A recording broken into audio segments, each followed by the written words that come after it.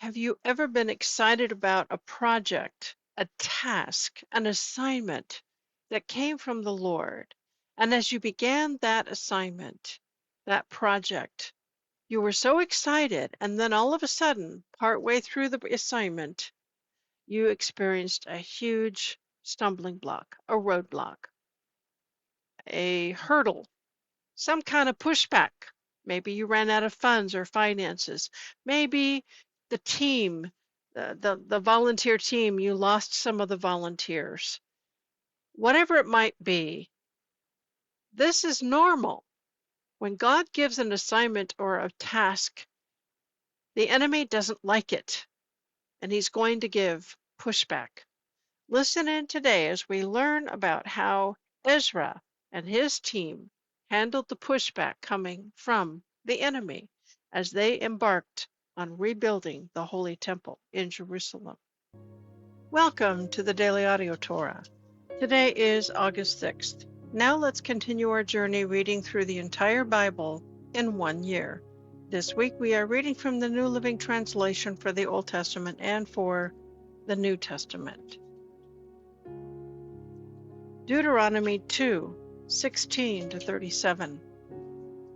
When all the men of fighting age had died, the Lord said to me, "Today you will cross the border of Moab at Ar and enter the land of the Ammonites, the descendants of Lot. But do not bother them or start a war with them. I have given the land of Ammon to them as their property, and I will not give you any of their land."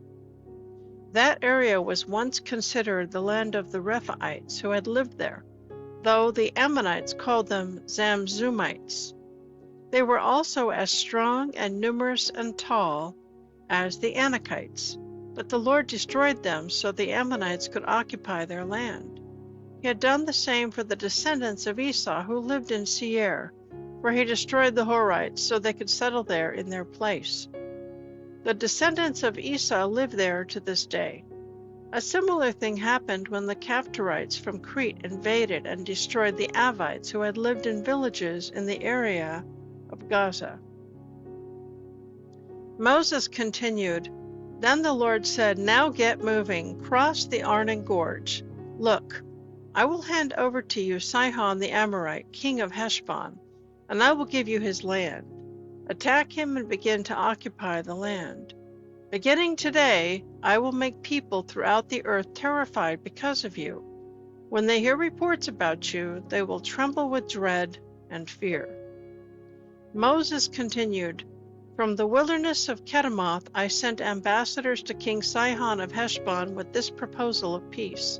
'Let us travel through your land. We will stay on the main road and won't turn off into the fields on either side. Sell us food to eat and water to drink, and we will pay for it. All we want is permission to pass through your land.' The descendants of Esau who live in Seir allowed us to go through their country, and so did the Moabites who live in Ar. Let us pass through until we cross the Jordan into the land the Lord our God is giving us." But King Sihon of Heshbon refused to allow us to pass through, because the Lord your God made Sihon stubborn and defiant so he could help you defeat him, as he has done now. Then the Lord said to me, "Look, I've begun to hand King Sihon and his land over to you. Begin now to conquer and occupy his land." Then King Sihon declared war on us and mobilized his forces at Jahaz. But the Lord our God handed him over to us, and we crushed him, his sons, and all his people. We conquered all his towns and completely destroyed everyone, men, women, and children. Not a single person was spared. We took all the livestock as plunder for ourselves, along with anything of value from the towns we ransacked. The Lord our God also helped us conquer Aroer on the edge of the Arnon Gorge, and the town in the gorge, and the whole area as far as Gilead. No town had walls too strong for us.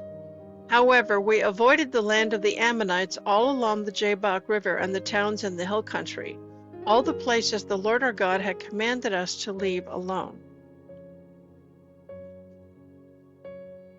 Ezra 3:1-4:23. Now in early autumn, when the Israelites had settled in their towns, all the people assembled together as one person in Jerusalem. Then Jeshua son of Jehozadak with his fellow priests, and Zerubbabel son of Shealtiel with his family began to rebuild the altar of the God of Israel, so they could sacrifice burnt offerings on it, as instructed in the law of Moses, the man of God. Even though the people were afraid of the local residents, they rebuilt the altar at its old site. Then they immediately began to sacrifice burnt offerings on the altar to the Lord. They did this each morning and evening. They celebrated the festival of Sukkot, as prescribed in the law of Moses, sacrificing the burnt offerings specified for each day of the festival. They also offered the regular burnt offerings and the offerings required for the new moon celebrations and the other annual festivals to the Lord. Freewill offerings were also sacrificed to the Lord by the people. 15 days before the festival of Sukkot began, the priests had begun to sacrifice burnt offerings to the Lord.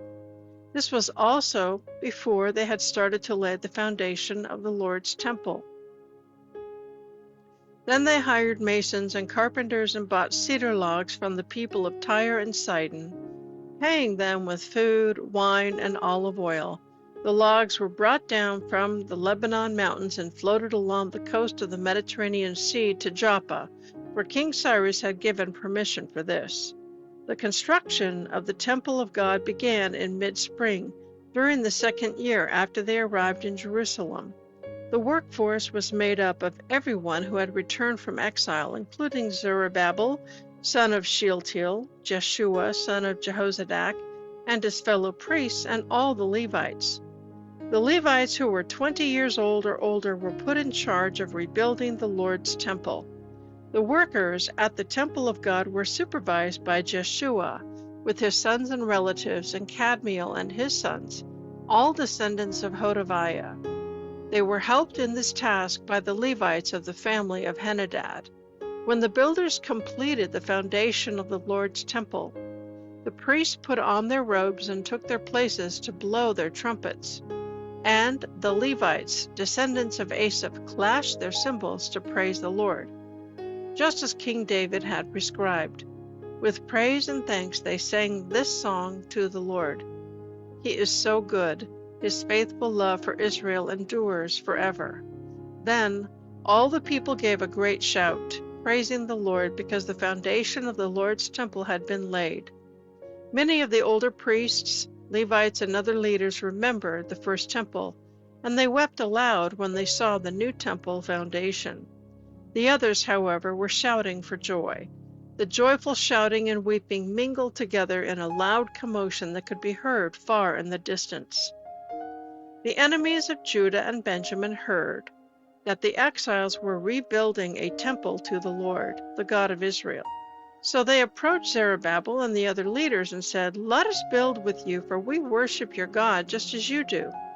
We have sacrificed to him ever since King Esarhaddon of Assyria brought us here."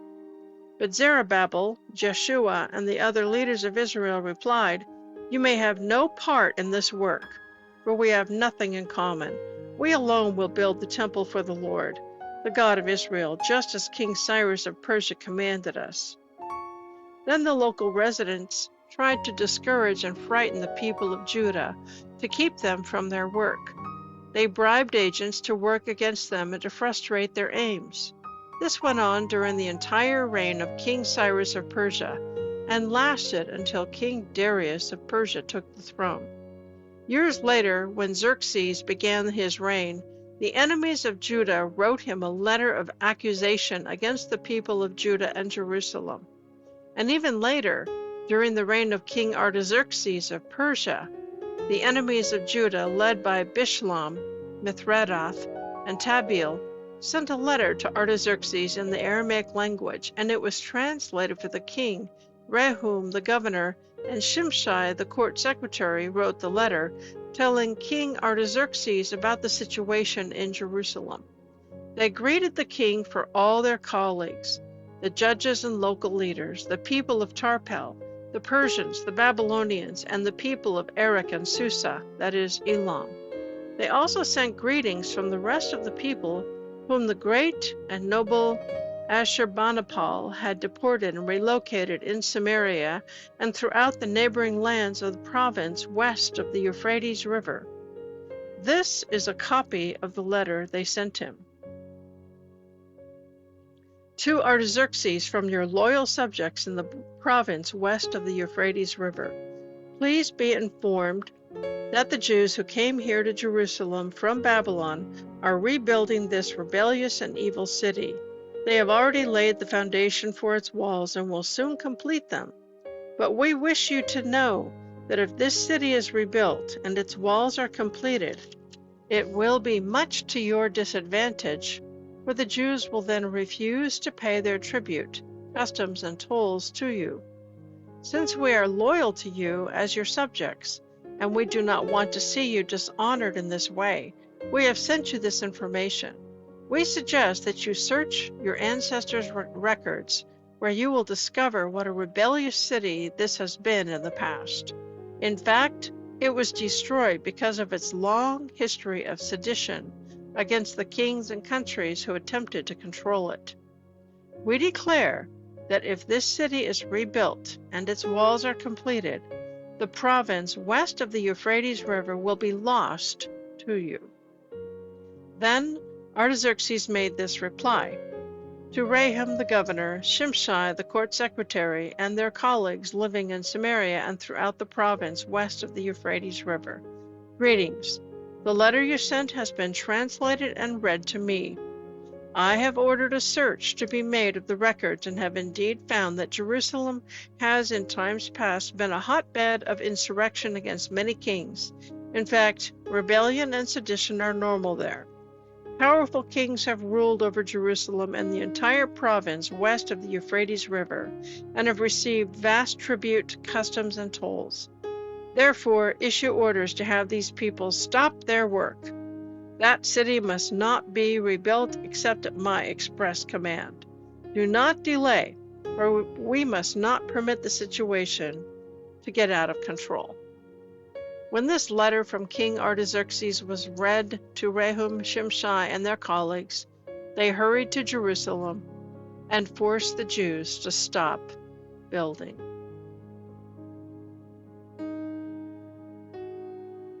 1 Corinthians 2, 6-3-4. Yet when I, Paul, am among mature Christians, I do speak with words of wisdom, but not the kind of wisdom that belongs to this world, and not the kind that appeals to the rulers of this world, who are being brought to nothing. No, the wisdom we speak of is the secret wisdom of God, which was hidden in former times, though he made it for our benefit before the world began. But the rulers of this world have not understood it.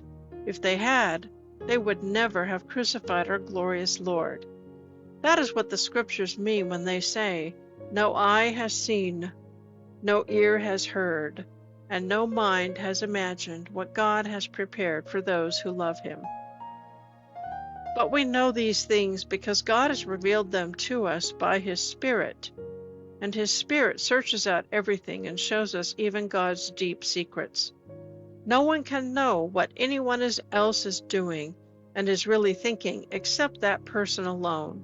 And no one can know God's thoughts except God's own Spirit. And God has actually given us his Spirit, not the world's spirit, so we can know the wonderful things that God has freely given to us. When we tell you this, we do not use words of human wisdom. We speak words given to us by the Spirit, using the Spirit's words to explain spiritual truths. But people who aren't Christians can't understand these truths from God's Spirit. It all sounds foolish to them, because only those who have the Spirit can understand what the Spirit means. We who have the Spirit understand these things, but others can't understand us at all. How could they? For who can know what the Lord is thinking? Who can give him counsel? But we can understand these things, for we have the mind of Christ. Dear brothers and sisters, when I was with you, I couldn't talk to you as I would to mature Christians. I had to talk as though you belonged to this world or as though you were infants in the Christian life. I had to feed you with milk and not with solid food, because you couldn't handle anything stronger, and you still aren't ready, for you are still controlled by your own sinful desires. You are jealous of one another and quarrel with each other. Doesn't that prove you are controlled by your own desires? You are acting like people who don't belong to the Lord. When one of you says, I am a follower of Paul, and another says, I prefer Apollos, aren't you acting like those who are not Christians? Psalm 28, 1-9. O Lord, you are my rock of safety. Please help me. Don't refuse to answer me, for if you are silent, I might as well give up and die. Listen to my prayer for mercy as I cry out to you for help, as I lift up my hands toward your holy sanctuary. Don't drag me away with the wicked, with those who do evil, those who speak friendly words to their neighbors, while planning evil in their hearts. Give them the punishment they so richly deserve. Measure it out in proportion to their wickedness. Pay them back for all their evil deeds. Give them a taste of what they have done to others. They care nothing for what the Lord has done, or for what his hands have made. So he will tear them down like old buildings, and they will never be rebuilt. Praise the Lord, for he has heard my cry for mercy. The Lord is my strength, my shield from every danger. I trust in him with all my heart. He helps me, and my heart is filled with joy. I burst out in songs of thanksgiving. The Lord protects his people and gives victory to his anointed king. Save your people. Bless Israel, your special possession. Lead them like a shepherd and carry them forever in your arms. Proverbs 20, 24 and 25. How can we understand the road we travel? It is the Lord who directs our steps. It is dangerous to make a rash promise to God before counting the cost. I want to speak to you today from our reading from Ezra chapter 3 and 4. And in these two chapters, we see that the Jews have returned back to Israel, to Jerusalem, and they have begun the project of rebuilding the temple. And then they get some pushback. The pushback comes from the locals, and the locals write a letter back to the governor, to Artaxerxes, and they said, hey, in the letter, these Jews, they're seditionists, they're committing sedition and treason, and they're rabble-rousers, and it's a hotbed, and they're trying to rebuild the city and rebuild the temple, and you better put a stop to it. So Artaxerxes writes a letter back, and he says, yeah, I've looked into it, and Jerusalem is full of rebellion and sedition, and that's pretty normal there, and powerful kings have ruled there, and I want you to put a stop. The city must not be rebuilt, except at my express command. Do not delay. We must not permit the situation to get out of control. So the Jews have been sent on a mission, and they were sent with the express edict and directive of King Cyrus of Babylon. But that directive, that edict, has been sort of buried. So they're getting all this interference and pushback from the locals to stop them on their mission from God to rebuild the Holy Temple. So has that ever happened to you? You're working on some kind of a project, an assignment, perhaps it's something that's from the Lord, and You feel like he gave you the directive and the assignment, and then as you proceed along, now you're running into interference.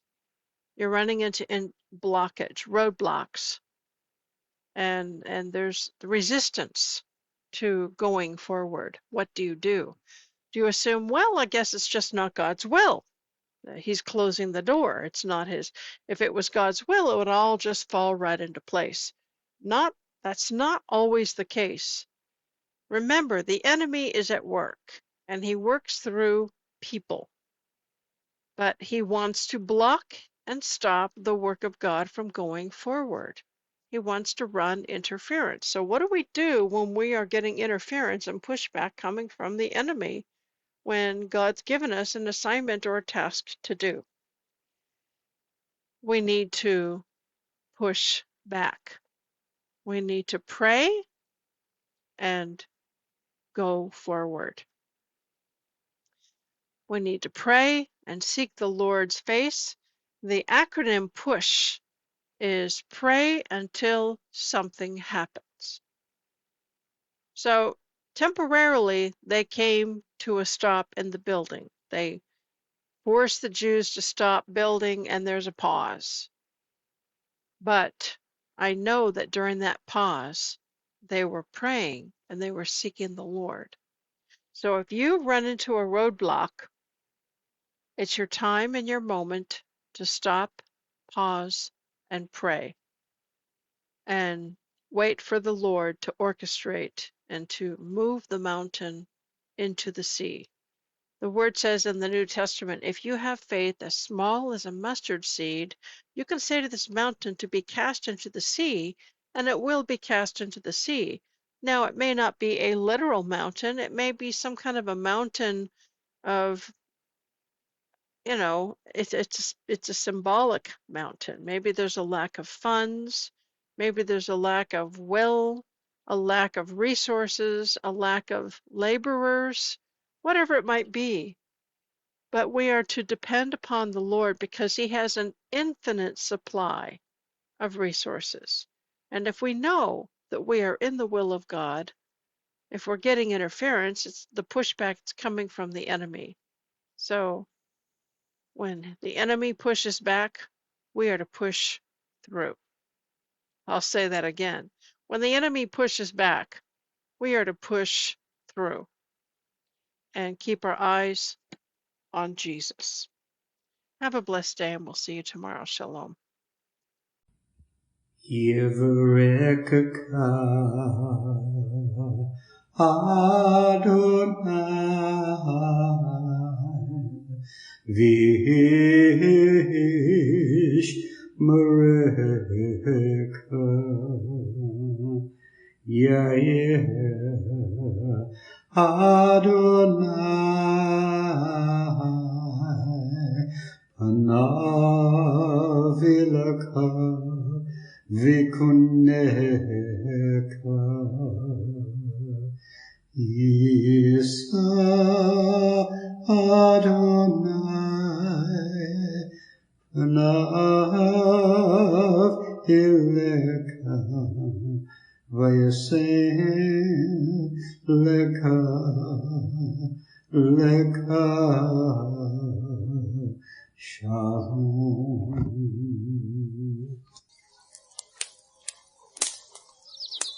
The Aaronic blessing from Numbers chapter 6, 24 to 26. Adonai bless you and keep you. Adonai make his face to shine upon you and be gracious to you. Adonai lift up his countenance upon you and give you peace.